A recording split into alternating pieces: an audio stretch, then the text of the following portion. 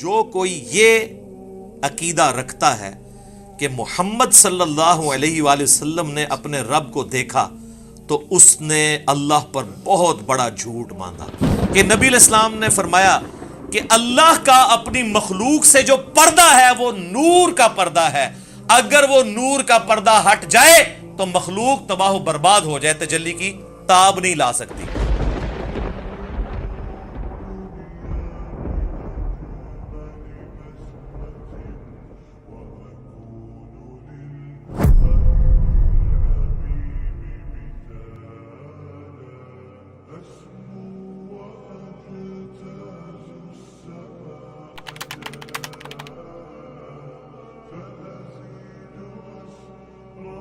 میرے بھائیو، الاسراء والمعراج میں آپ صلی اللہ علیہ وآلہ وسلم کو کئی ایک مناظر دکھائے گئے، جو سورہ بنی اسرائیل کی آیت نمبر 7 جو آیت نمبر سٹارٹ میں 1 ہے، سورت نمبر 17، لِنُرِيَهُ مِنْ آیاتنا، تاکہ ہم اپنے بندے کو اپنی نشانیوں میں سے نشانیاں دکھائیں. وہ نشانیاں کون سی تھی؟ نمبر 1 سٹارٹ ہوا شق الصدر سے، آپ علیہ السلام کا سینہ چاک کیا گیا، بخاری مسلم میں آتا ہے، اور جنت سے سونے کا تشت لا کے آب زمزم کا پانی ڈال کے جبرائیل علیہ السلام نے نبی علیہ السلام کا دل جو ہے وہ دھویا. نمبر 2 آپ صلی اللہ علیہ وآلہ وسلم کو، چونکہ آپ مکے میں تھے، ابھی مدینہ آپ نے جانا تھا، راستے میں ایک شہر میں اتارا گیا اور جبرائیل نے کہا کہ یہ طیبہ ہے، مدینہ، جو آپ کا مسکن عنقریب بننے والا ہے ہجرت کے بعد. حضور کو اس وقت تک نہیں پتا تھا کہ یہاں سے تو میری دعوت جو ہے وہ ایسی لانچ ہوگی کہ رومن اور پرشین امپائر بھی کچھ نہیں جائیں گی. نمبر 3 پھر آپ کو کوہ طور پہ لے جایا گیا، انبیاء کے مقامات پہ. سب سے پہلے نبی علیہ السلام کا اپنا مسکن، اس کے بعد پھر طور سینا کے اوپر، اور کہا گیا کہ یہ وہ ہے جہاں پہ اللہ تعالیٰ نے حضرت موسیٰ علیہ السلام سے کلام کیا تھا. نمبر 4 بیت اللحم لے جایا گیا. بیت المقدس میں ایک جگہ ہے جہاں پہ حضرت عیسیٰ علیہ السلام کی ولادت ہوئی تھی، تو وہ جگہ بھی دکھائی گئی. لہٰذا اس سے امام نے تیمیہ کے اس عقیدے کا رد ہوا کہ انبیاء کی جو بیٹھنے کی جگہ ہیں ان کا وزٹ کرنا یہ نعوذ باللہ کوئی بدعت ہے. نبی علیہ السلام کو تو خود کروائی جا رہی ہے یہ ساری چیزیں، الحمدللہ. اور صحیح بخاری میں اوپر تلے 10 احادیث ہیں کہ عبداللہ بن عمر اپنے سفر حج کے دوران ان جگہوں پر نماز پڑھا کرتے تھے جہاں پہ نبی علیہ السلام کے ساتھ جب انہوں نے سفر کیا تھا تو جہاں جہاں اتر کے نماز پڑھی تھی. تو اس میں امام بخاری نے باب باندھا ہے کہ نبی علیہ السلام کی جگہوں کو تلاش کر کے وہاں پہ نماز پڑھنا. حتیٰ کہ مسند احمد میں آتا ہے کہ وہ اس جگہ پہ پیشاب بھی کرتے تھے جہاں نبی علیہ السلام نے اپنے سفر حج میں پیشاب کیا تھا. بخاری میں الفاظ ہیں نافع کے کہ مسجدیں موجود تھیں راستے میں، مسجد کے پاس نالوں کے قریب جو پتھر تھے وہاں پہ وہ نماز پڑھتے تھے، مسجد میں نہیں پڑھتے تھے. وہ کہتے تھے مسجد تو بعد میں بنی ہے، نبی علیہ السلام نے اس پتھر پہ نماز پڑھی تھی. یہ اتباع سنت کا جذبہ تھا. تو ظاہر نبی علیہ السلام سے لیا. 4 چیزیں ہوگی جی، شق الصدر، مدینہ شریف دکھایا گیا، طور سینا، بیت اللحم، اور اس کے بعد صحیح مسلم میں آتا ہے قبر موسیٰ دکھائی گئی. نبی علیہ السلام کہتے ہیں میں نے سرخ ٹیلے کے پاس موسیٰ علیہ السلام کو ان کی قبر میں نماز پڑھتے ہوئے دیکھا، اور اگر میں گزروں میں تمہیں وہ قبر بھی دکھا سکتا ہوں. وہ قائم یصلی فی قبری، وہ کھڑے اپنی قبر میں نماز پڑھ رہے تھے. لیکن یہ معاملہ ہے برزخی، حیات انبیاء کے اوپر یہ ثبوت ہے لیکن برزخی معاملہ. اس کے بعد آپ صلی اللہ علیہ وآلہ وسلم کو بیت المقدس میں انبیاء کی امامت کروائی گئی. 1 لاکھ کے قریب پیغمبروں کو جمع کیا گیا، اور جبرائیل علیہ السلام نے کہا کہ آپ ان کی امامت کروائیں. یہ صحیح مسلم میں آتا ہے. اچھا، پھر دجال دکھایا گیا، یہ بھی آتا ہے بخاری مسلم میں، دجال بھی دکھایا گیا. پھر آپ علیہ السلام کو آسمانوں کی سیر کروائی گئی. پہلے آسمان پہ آدم علیہ السلام سے ملاقات ہوئی، دوسرے پہ حضرت یحییٰ اور عیسیٰ سے، تیسرے پہ یوسف علیہ السلام سے، چوتھے پہ ادریس علیہ السلام سے، 5ویں پہ ہارون علیہ السلام سے، 6 پہ موسیٰ علیہ السلام سے، اور 7ویں پہ ہمارے جد امجد سیدنا ابراہیم خلیل اللہ علی نبینا وعلیہ الصلوۃ والسلام سے ملاقات ہوئی. اس کے بعد آپ علیہ السلام کو جنت اور دوزخ بھی دکھائی گئی. ٹائم میں ٹریول کروا کے جو مستقبل کا وقت تھا وہ پہلے دکھا دیا گیا. لوگ کہتے ہیں ابھی تو لوگ دوزخ اور جنت میں پہنچے نہیں، تو حضور نے کیا دیکھا؟ بھئی اللہ نے وقت. اور آپ یہ دیکھ لیں یہ سب کچھ منظر کتنے زمانے میں طے ہوا ہوگا، لیکن ایک رات میں سب کچھ ہو گیا. صرف بیت المقدس اور خانہ کعبے کے درمیان جو فاصلہ ہے اس زمانے میں 40 دن کی مسافت تھی، وہی نہیں طے ہو سکتی تھی۔ اللہ اکبر۔ اسی لیے تو وہ آتا ہے نا المعجم الکبیر طبرانی کے اندر اور دلائل النبوہ امام بیہقی کی کتاب کے اندر اور کئی کتابوں کے اندر کہ لوگوں نے آ کے حضرت ابوبکر کو کہا نا کہ تمہارا ساتھی تو یہ کہہ رہا ہے کافروں نے چھیڑنے کے لیے، اور انہوں نے کہا اگر وہ کہہ رہے ہیں تو میں تصدیق کرتا ہوں۔ تو اسی پر آپ کا لقب صدیق رکھا گیا کہ آپ علیہ السلام کی تصدیق کرنے والے۔ اس کے بعد بیت المعمور دکھایا گیا، بخاری مسلم میں آتا ہے 7ویں آسمان کے اوپر اسی خانہ کعبہ کی سیدھ میں ایک گھر ہے جس کا طواف فرشتے کرتے ہیں، بیت المعمور وہ دکھایا گیا، اور سب سے بڑھ کے آپ کو سدرۃ المنتہا تک لے جایا گیا۔ یہ آخری حد ہے، زمین سے جتنی مخلوقات ہیں یا فرشتے ہیں وہ بھی سدرۃ المنتہا سے آگے نہیں جا سکتے۔ اس کا نام ہی ہے انتہا، مخلوق کی انتہا ہے۔ باقی لوگوں نے آگے کہانیاں بنا لی ہیں کہ جی نبی علیہ السلام سدرۃ المنتہا سے بھی آگے چلے گئے، بالکل جھوٹ ہے، یہ آپ کی انتہا تھی۔ اور آگے پتہ نہیں کیا کیا کہانیاں بنائی ہوئی، کہتے ہیں عرش پہ جوتیوں سمیت چلے گئے۔ یہ تو اتنا بڑا جھوٹ ہے کہ احکام شریعت میں احمد صاحب بریلوی صاحب نے لکھا ہے کہ یہ جو معرج النبوہ کتاب جس میں یہ باتیں لکھی ہیں، یہ ہے تو سنی عالم ہے لیکن ہر طرح کی جھوٹی سچی روایتیں لکھ دیتا ہے۔ یہ محض باطل بات ہے کہ نبی علیہ السلام اپنی مبارک جوتیوں کے ساتھ عرش پہ گئے ہیں، یہ اعلیٰ حضرت نے لکھا ہے کہ یہ جھوٹی بات ہے، تو عرش پہ جانے والی کوئی بات نہیں ہے۔ ہاں کسے کہانیوں میں آپ مزے لے لے کے بیان کریں، اور جب ہم پوچھتے ہیں کہاں لکھا ہے وہ کہتے ہیں سعدی شیرازی کے شعر نہیں آپ نے پڑھے، مولانا روم کے شعر نہیں پڑھے۔ ہم کہتے ہیں میرے بھائی ہم تو آپ کو چیخ چیخ کے یہی تو کہہ رہے ہیں کیا کہ مرنے سے پہلے ہے مسلمان، کر لے اس پہ غور۔ کتابوں کا خدا اور ہے، بابوں کا خدا اور، کتاب میں سے کوئی نکالے نا بات جہاں پہ لکھا ہو۔ پھر ڈاکٹر صاحب تو آپ کو پتا ہے طاہر القادری صاحب تو وہ کہتے ہیں کہ وہ دروازہ کھولا حضور نے حضور کے لیے، پھر کہا کہ آپ اندر آ جائیں، حریم ناز میں آ جا، وہ پتہ نہیں کیا عشق مشوقی کا انہوں نے ایک، اور بلکہ وہ بغل گیر پتہ نہیں کیا کچھ انہوں نے کیا ہے۔ اور طارق جمیل صاحب نے بھی اسی سے ملتی جلتی باتیں کی ہیں، وہ قاب قوسین او ادنیٰ وہ پوری کر کے بتاتے ہیں، انشاءاللہ اینڈ پہ ڈسکس کرتا ہوں۔ تو میرے بھائی یہ کتابوں کی بات ہو رہی ہے، اور سدرۃ المنتہا ہی پہ اللہ تعالیٰ کی ملاقات ہوئی اپنے محبوب علیہ السلام کے ساتھ، اور سورۃ النجم میں اس کا ذکر ہے، وہاں پہ اللہ تعالیٰ نے وحی بھی کی آپ علیہ السلام کو۔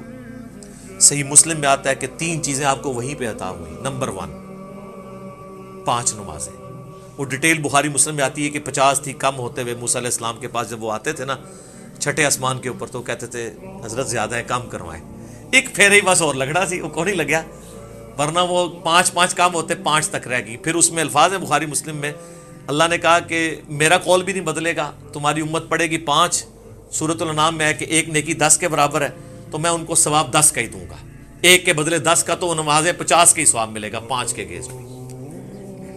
دوسرا تحفہ دیا گیا سورۃ البقرہ کی آخری 2 آیات، صحیح مسلم میں آتا ہے آمن الرسول بما انزل الیہ من ربہ والمؤمنون۔ سر یہ 2 آیات وہ ہیں جو اس دنیا میں نازل نہیں ہوئی ہیں، آسمانوں پہ نازل ہوئی ہیں، آسمان سے آسمانوں پہ ہی نبی علیہ السلام کے مبارک سینے پہ۔ اور صحیح مسلم میں آتا ہے کہ تیسری چیز جو آپ کو دی گئی کہ آپ کا جو کوئی امتی شرک نہیں کرے گا نا میں اسے معاف کر دوں گا۔ تو اس کو تو سپورٹو پھر قرآن میں بھی آیت ہے انہ من یشرک باللہ فقد حرم اللہ علیہ الجنہ ومأواہ النار وما للظالمین من انصار۔ بے شک جو کوئی اللہ کے ساتھ شرک کرے گا اللہ اس گناہ کو کبھی معاف نہیں کرے گا، اس پہ جنت حرام ہے، اس کا ٹھکانہ دوزخ ہے، اور وہاں اس کا کوئی مددگار نہیں ہوگا۔ حتیٰ کہ بخاری مسلم کی حدیث ہے کہ اللہ نے ہر نبی کو کوئی نہ کوئی دعا دی تھی، اس نے اس دنیا میں ہی دعا کر لی۔ حضرت نوح نے دعا کی، اس کی وجہ سے ان کی قوم ہلاک ہوگی۔ میں نے اپنی دعا چھپا کے رکھی ہے قیامت کے دن کے لیے، میں اس دعا سے اپنی امتیوں کے لیے شفاعت کی دعا کروں گا، اور میری دعا سے ہر میرے امتی کو نفع پہنچے گا سوائے اس شخص کے جس نے دنیا میں اللہ کے ساتھ شرک کیا۔ شرک is the most sensitive issue in the sight of Allah۔ اللہ اکبر۔ تو یہ 3 گفٹ آپ علیہ السلام کو ملے، 5 نمازیں، سورۃ البقرہ کی آخری 2 آیات، اور جو شرک نہیں کرے گا اس کی مغفرت۔ الاسراء والمعراج میں جو معراج والا پورشن ہے اس میں سب سے زیادہ کنٹروورشل چیز جو آپ نے سوال میں بھی کی وہ ہے نبی علیہ السلام نے کیا شب معراج اللہ تعالیٰ کو دیکھا تھا یا نہیں؟ اب اس کا جواب ہاں یا نہ میں دینا تو بہت بڑی آزمائش ہے مسلمانوں کے لیے، جب تک کہ آپ پورا مقدمہ ان کو نہیں سمجھاتے کہ نبی علیہ السلام نے فرمایا کہ اللہ کا اپنی مخلوق سے جو پردہ ہے وہ نور کا پردہ ہے، اگر وہ نور کا پردہ ہٹ جائے تو مخلوق تباہ و برباد ہو جائے، تجلی کی تاب نہیں لا سکتی۔ تو وہ جو آیا مسلم میں کہ میں نے نور دیکھا تھا، تو وہ کیا تھا؟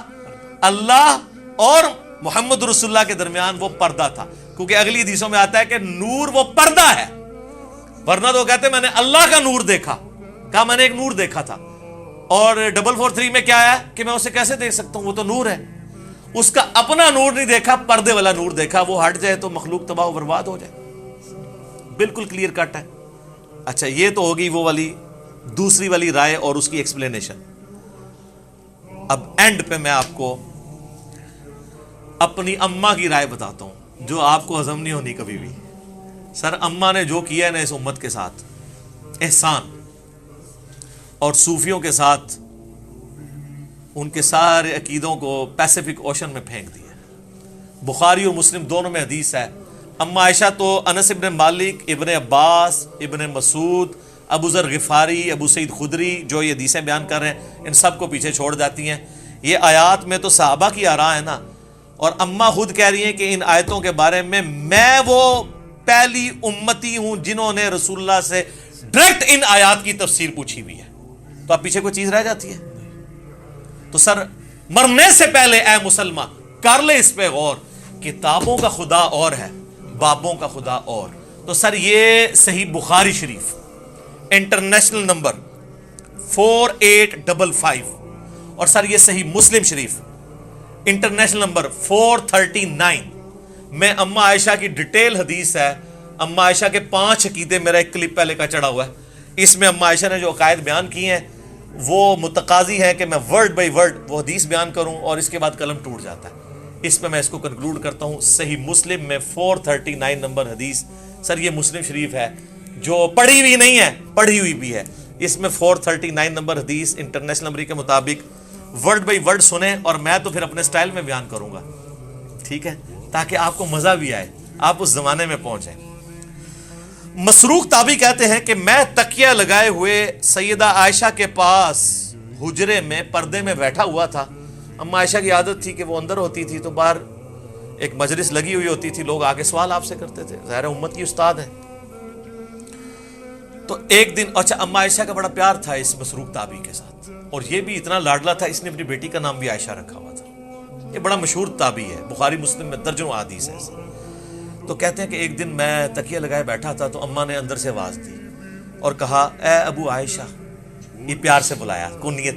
یہ یعنی عرب میں جب کسی کو پیار سے بلانا ہوتا تھا اس کا نام نہیں لیا جاتا تھا، کنیت کے ساتھ بلایا، اے ابو عائشہ، جو بھی 3 باتوں میں سے کسی ایک کا بھی قائل ہوا اس نے اللہ پہ بہت بڑا جھوٹ باندھا۔ اب سر، نبی کی بیوی، امت کی ماں، ایک اپنے سٹوڈنٹ کو دین سکھا رہی ہیں، پوچھنے پہ نہیں، خود سے بتا رہی ہے کہ میرے پاس بنیادی عقائد ہیں، تم لے لو۔ اب وہ مسروق تابعی کہتے ہیں میں تکیہ لگا کے بیٹھا ہوا تھا تو میں سیدھا ہو گیا کہ کون سی 3 باتیں ہیں جو اللہ کے اوپر کوئی باندھ دے تو وہ جھوٹا ہے، کہیں میرے اندر نہ پائی جاتی۔ آپ پہ تو فرق نہیں پڑتا، آپ کے آگے سے قرآن گزر جائے، بخاری گزر جائے، مسلم گزر جائے، کیوں؟ وہ آپ بابوں کے دین کے اوپر ہیں، ٹھیک ہے۔ تو اس لیے ہم آپ سے ریکویسٹ کرتے ہیں کہ مرنے سے پہلے اے مسلمان کر لے اس پہ غور، کتابوں کا خدا اور ہے، بابوں کا خدا اور جب تو غور کرے گا تیرے اندر سے آواز اٹھے گی، کیا؟ کہ نہ میں وابی، نہ میں بابی، میں ہوں مسلم، علمی کتابیں۔ تو میں نے کہا کہ وہ 3 باتیں کون سی ہیں؟ انہوں نے کہا، پہلی بات، جو کوئی یہ عقیدہ رکھتا ہے کہ محمد صلی اللہ علیہ وآلہ وسلم نے اپنے رب کو دیکھا تو اس نے اللہ پر بہت بڑا جھوٹ باندھا۔ لو جی، سارے صوفی وڈے کے جائے، صوفی تو کہتے نسی ویکھیا ہے، بتایا نہیں بازید بستامی نے دعویٰ کیا ہے۔ ہوئے ہوئے ہوئے۔ مسروق کہتے ہیں میں تکیہ لگائے بیٹھا تھا، جیسے ہی میں نے یہ بات سنی میں اٹھ کے بیٹھ گیا۔ میں نے کہا، اے اماں جان، ذرا مجھے بھی کچھ عرض کرنے دیں اور اپنی بات میں جلدی نہ کریں. یعنی میں بھی کوئی اپنے دلائل سامنے رکھنا وا تو پہلے ہی چھکا مارا ہے, کیونکہ وہ ان کا خود بھی یہی ہو سکتا ہے عقیدہ ہو. کیا اللہ نے قرآن میں نہیں فرمایا وَلَقَدْ رَآهُ بِالْأُفُقِ الْمُبِينِ؟ وہی آیات سورۃ النجم کی آیت نمبر 9, 11 اور 18 تینوں مسروق نے پڑھی. وَلَقَدْ رَآهُ نَزْلَةً أُخْرَى, یہ تو واضح قرآن میں آیا ہے کہ دیکھا اس نے اس کو. اب قرآن میں یہ تو نہیں ہے کس نے کس کو. تو سیدہ عائشہ نے کہا اس امت میں سب سے پہلے میں نے ان آیتوں کو رسول اللہ سے پوچھا تھا. تو اب رسول اللہ سے پوچھنے کے بعد بھی اگر کسی نے نہیں یقین کرنا اور بابوں کے دین پہ چلنا اور کتابوں کے دین پہ نہیں چلنا, صحیح مسلم 439 نمبر حدیث پہ نہیں چلنا, اور صحیح بخاری انٹرنیشنل نمبر کے مطابق 4855 حدیث میں, مسلم میں چونکہ ڈیٹیل ہے میں وہ بیان کر رہا ہوں. اچھا جی سن لیں, آپ جو رسول اللہ کو مانتا ہے اس کے لیے میں بیان کر رہا ہوں, جو بابوں کو مانتا ہے اس کے لیے تو میں کچھ نہیں کر سکتا. تو آپ علیہ السلام نے فرمایا کہ ان آیات میں مراد جبرائیل علیہ السلام ہے. یعنی میں نے جبرائیل علیہ السلام کو دیکھا, میں نے ان کو ان کی اصلی صورت پر دیکھا, اور 2 بار ایسا ہوا. ان آیات میں اسی کا ذکر ہے کہ ان کو وہ اس وقت وہ اتر رہے تھے آسمان سے, اور ان کے تن و توش کی بڑائی نے آسمان سے زمین تک روک رکھا تھا, افق پہ پھیلے ہوئے تھے. وہی جو عبداللہ ابن مسعود نے کہا. اب یہ سیدہ عائشہ نے جو یہ حدیث بیان کی ہے نا کہ نبی علیہ السلام سے خود ہی پوچھ لیا تو ان کا جبرائیل ہے, تو اما عائشہ اب مزید علمی دلائل سامنے رکھ رہی ہیں اسی عقیدے پہ. سورۃ الانعام کی آیت نمبر 103 پڑھی, لا تدرکہ الابصار وہو یدرک الابصار, جو ہم پہلے ڈسکس کر چکے. نگاہیں اس کا احاطہ نہیں کر سکتی, وہ نگاہوں کا احاطہ کر لیتا ہے. اور کہا مسروق تو نے یہ آیت نہیں قرآن کی پڑھی ہوئی؟ اور کیا تو نے یہ نہیں سنا کہ اللہ فرماتا ہے وَمَا كَانَ لِبَشَرٍ أَن يُكَلِّمَهُ اللَّهُ إِلَّا وَحْيًا أَوْ مِن وَرَاءِ حِجَابٍ أَوْ يُرْسِلَ رَسُولًا. سورہ شورى کی آیات, کہ کسی انسان کی تو یہ اہلیت ہی نہیں ہے کہ اللہ تعالیٰ اس سے کلام کرے سوائے اس کے کہ اس پہ وحی کر دے, یعنی چپکے سے اس کے دل میں بات ڈال دے, یا حجاب میں گفتگو کرے جس طرح کہ سدرۃ المنتہا پہ ہوئی, یا اس کی طرف کوئی رسول بھیجے یعنی جبرائیل علیہ السلام کو پیغمبر. تو حضرت عائشہ نے اپنی دلیل میں رسول اللہ کی بات بھی کی اور قرآن کی آیات بھی کوٹ کی, اور اماں تو سیدھی آیتیں ہی کوٹ کرتی تھی, حدیث بھی کوٹ کی ہے نا, کہہ دو اماں منکرین حدیث میں سے تھی, نہیں, پہلے انہوں نے حدیث کوٹ کی ہے, بعد میں قرآن کی آیات کوٹ کی ہے. مسروق دوسری بات یہ ہے کہ جو کوئی خیال کرے کہ رسول اللہ صلی اللہ علیہ وآلہ وسلم نے اللہ کی کتاب میں سے کچھ حصہ چھپا لیا تھا تو اس نے بڑا جھوٹ باندھا. اب ایسی سلسلہ خاص گلاں خاص نو, میرا پچھلے دن کلپ ریکارڈ ہو گیا حضرت ویسے کرنی والا اور علم لدنی والا حضرت خضر علیہ السلام والا, وہ دیکھ لو, میں ساری کہانیاں نہ کھولی ہیں, تخت بلقیس والا بھی دیکھ لیں, سب کچھ ٹھپے گئے. تو اما عائشہ کہتی ہیں جس نے کہا نا رسول اللہ نے کچھ چھپا لیا تھا, یہ بھی کہتے ہیں خاص باتیں خاص لوگوں کو بتائی تھی, اس نے بھی اللہ پر جھوٹ باندھا. کیا تم نے قرآن میں اللہ کا فرمان نہیں سنا, یا ایھا الرسول بلغ ما انزل الیک من ربک وان لم تفعل فما بلغت رسالتہ. اے رسول اللہ جو آپ کی طرف نازل ہوا ہے اللہ کی طرف سے وہ اپنی امتیوں تک پہنچا دیں, اور اگر آپ نے نہ پہنچایا اس کو تو آپ نے رسالت کا حق نہیں ادا کیا. تو رسول اللہ نے سارا دین سب کو ٹرانسفر کیا. علم لدنی پہ میرا حضرت خضر علیہ السلام والا کلپ دیکھ لیں, میں نے پوری ان کی کہانیاں کھول کھول کے بیان کی ہیں بخاری مسلم سے, وہاں بھی آیت کوٹ کی تھی.